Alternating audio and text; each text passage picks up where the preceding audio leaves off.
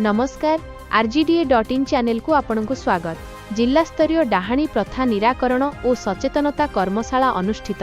डाहाणी संदेह रे घटुथिबा अमानविक निर्यातना को रोकिबा और समाज रे सचेतनता सृष्टि करिबा उद्देश्य रे गतकाली जिला परिषद सम्मेलन कक्षठारे एक कर्मशाला अनुष्ठित होई जाइछि। डाहाणी संदेह नाम रे निर्दोष व्यक्ति विशेषकर महिला उपरे हेउथिबा हिंसा और हत्या भली कांड रोकिबा पई जिला प्रशासन पक्षरु एही पदक्षेप निया जाइछि। एही कार्यक्रम रे आरक्षी अधीक्षकक समेत विभिन्न विभागर अधिकारी, अंगनवाड़ी कर्मी, आशा एवं स्वेच्छासेवी महिला माने जोग देइथिले।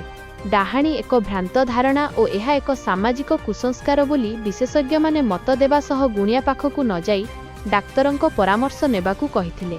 यह एक घरोई हिंसा होइथिबारु परिवाररु ही सचेतनता आरंभ हेबा आवश्यक बोली आलोचना होइथिला।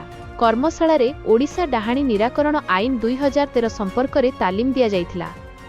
एही कुप्रथा द्वारा जणे नागरिकर समानता धारा 14, लिंगगत भेदभावरु मुक्ति धारा 15 और सम्मानर सह बंचिबार धारा 21 मौलिक अधिकार क्षुण्ण हेउथिबा दर्शा जाइथिला।